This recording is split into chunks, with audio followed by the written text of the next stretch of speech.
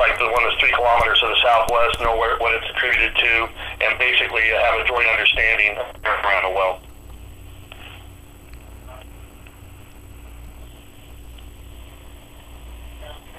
Our next question comes on the line of Kate Spinner with Sarasota Herald.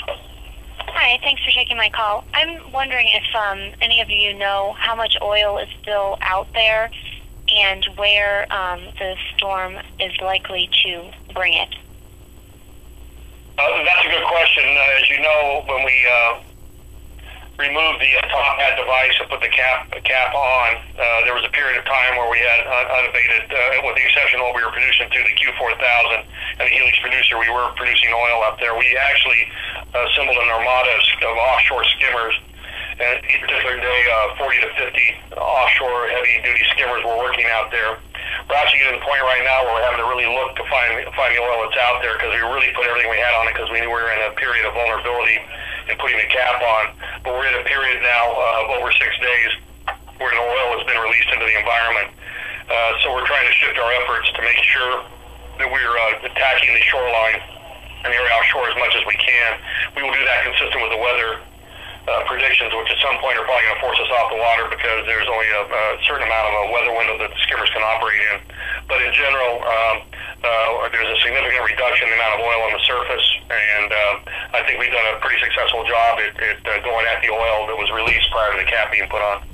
Okay, so you don't expect any more oil to be making landfall? Well, there's still oil out there. The biggest problem is, and I've said this throughout the life cycle of the event, well, we don't have a large monolithic spill. We have hundreds of thousands of patches of oil, and some of them aren't really conducive to the skimming capabilities. Some of it's weathered and can't be burned.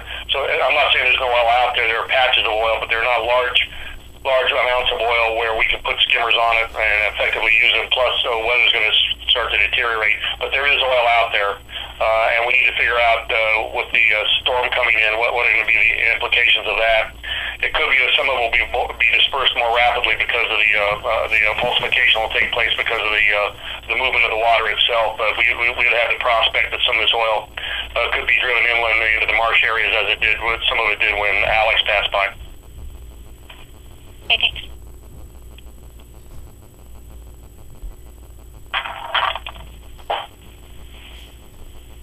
Your next question comes from the line of Jeremy Diesel with the Dow Television.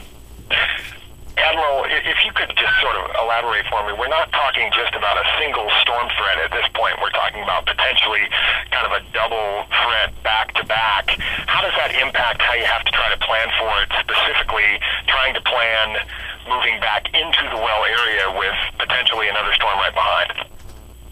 Well, we have to continually watch the forecast and the operating parameters. And again, as I indicated, some of these vessels can operate in greater sea states. In general, the last vessel to leave out there will be the vessels that will be working with the ROVs that are doing surveillance on the well cap itself. And that's good because we want to have as much surveillance. And if for some reason the sea states doesn't rise to the level they would have to leave, it is possible we could have a vessel out there with an ROV looking at it the entire event, although we are prepared and understand that we may have to leave the well unsurveilled. At that point, it will be a matter of predicting when the winds will reach a certain height, and it could be we're in a waiting period if we have to detach and before we can come back in.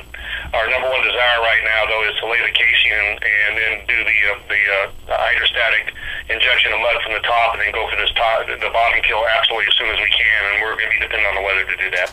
What is that sea state for those last ships? Well, it varies, and again, we'll put that out for everybody. I think if you're talking about the ROV tenders out there, they can operate in excess of 12 to 15 feet, but not much beyond that, and they would have to exit at some point. So we could leave them out there, and if for some reason the seas weren't generated, obviously they can remain on scene and still do surveillance. But I'll give you that as an interim answer. Subject to me going, I've got a huge spreadsheet on all the capabilities of the vessels, and we'll clarify that for you.